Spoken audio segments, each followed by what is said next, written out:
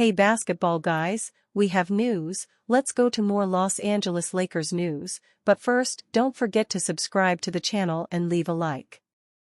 The Lakers hired Redick to be their head coach, but because he is inexperienced in this type of work, the coach has been heavily criticized by NBA analysts.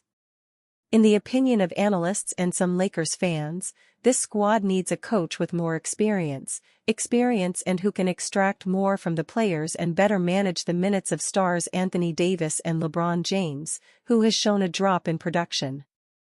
For many, the best path will be for the Lakers management to act quickly and fire Redick, and also to trade and bring in around 2 to 3 high-level players to be able to compete for the championship. With LeBron James slowing down his game, there will be a need for more solid scoring players. Bombshell announced, NBA analyst calls for Redick to be fired. The Los Angeles Lakers' early season promise has quickly faded, revealing familiar challenges. After a promising 3-0 start, the team now sits at 12-9, stuck in a .500 pattern with a 9-9 record. The recent slide, losing 5 of their last 7 games, has reignited doubts that seemed momentarily silenced during their initial success. 3-time NBA All-Star Gilbert Arenas didn't mince words about head coach Redick following a dismal 109-80 loss to the Timberwolves. "It looked bad. woulda got fired if it was up to me," Arenas bluntly stated on his Gil's Arena podcast.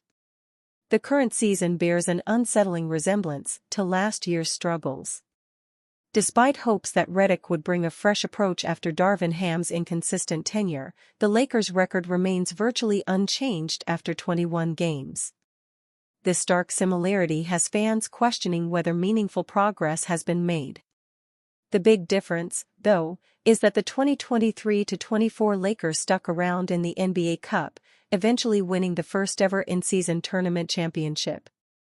Meanwhile, Redick's team is already out after losing to both the Phoenix Suns and the Oklahoma City Thunder. Ham's leadership was marked by questionable in-game decisions, public criticism of players, and a lack of accountability that ultimately cost the team playoff positioning. In contrast, Redick has approached the challenge with a more measured strategy, navigating a complex roster of aging and injury-prone stars. It's critical to recognize that Redick's challenges extend beyond his own coaching abilities.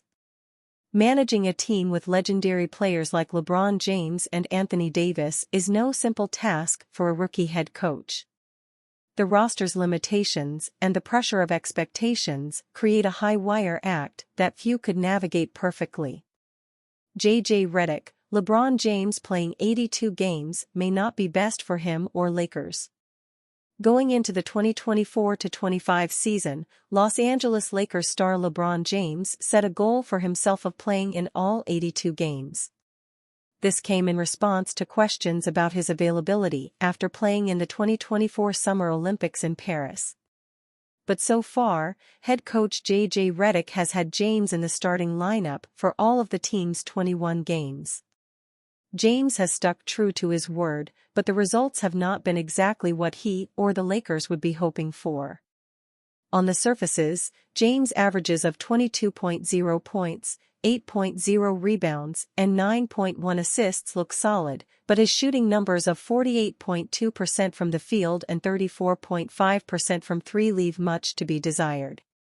And coming off of an outing against the Minnesota Timberwolves in which he finished with only 10 points on 4 for 16 from the field in the second of a back-to-back, he and Redick were asked to relitigate the promise from the summer that he would play all 82 games.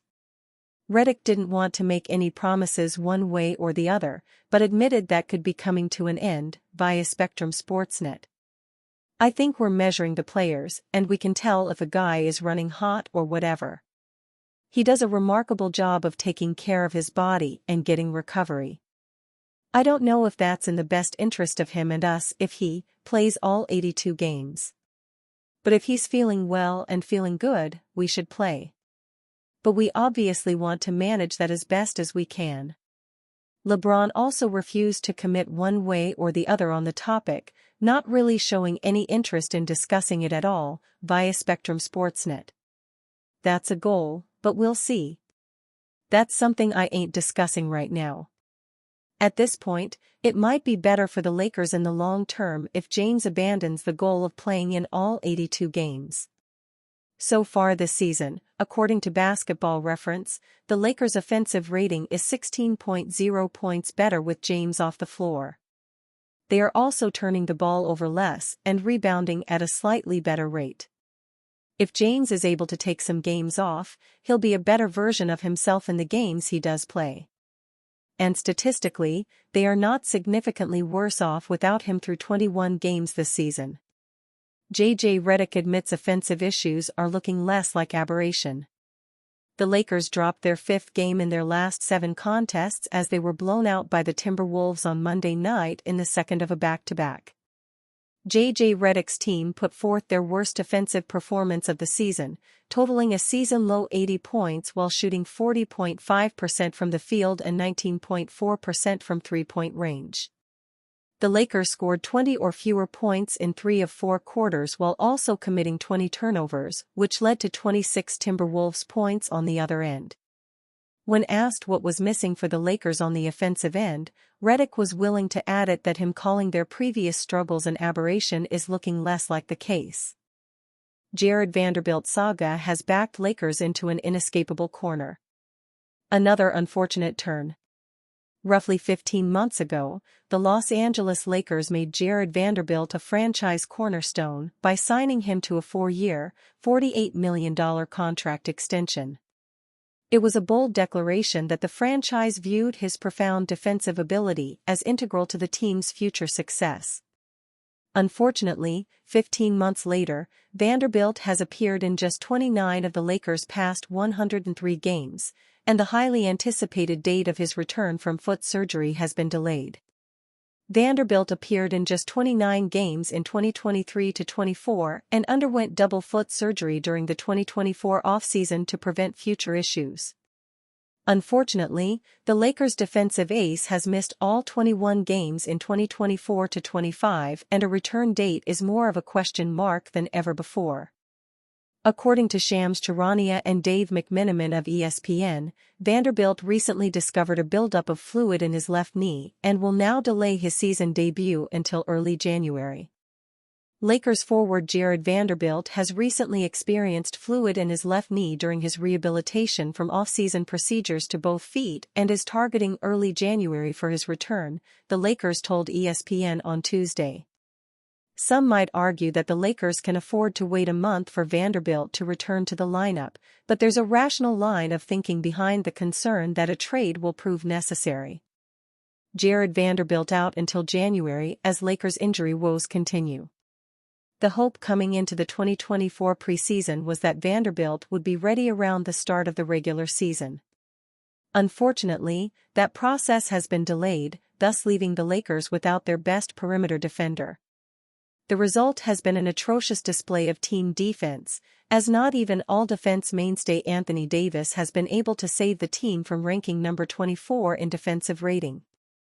It's only November, but the Lakers have already completed the first quarter of the 2024-25 regular season. A 12-9 record inspires some degree of faith and optimism, but there are valid concerns about the team's ability to sustain their success. With this in mind, a harsh reality has presented itself to Rob Pelinka and the Lakers front office. It might be time to explore other options as far as defensive specialists are concerned. Even if Vanderbilt is cleared to return for the Lakers' first game in January, they'll have played 9 more games before then. The worst-case scenario is a 12-18 record that wouldn't be impossible to recover from, but the hole being dug is growing deeper by the day, including negative tendencies on defense.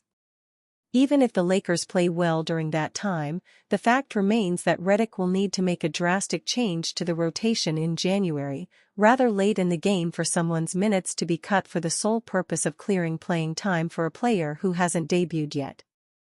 It must also be acknowledged that Vanderbilt returning from injury doesn't necessarily mean he won't get hurt again.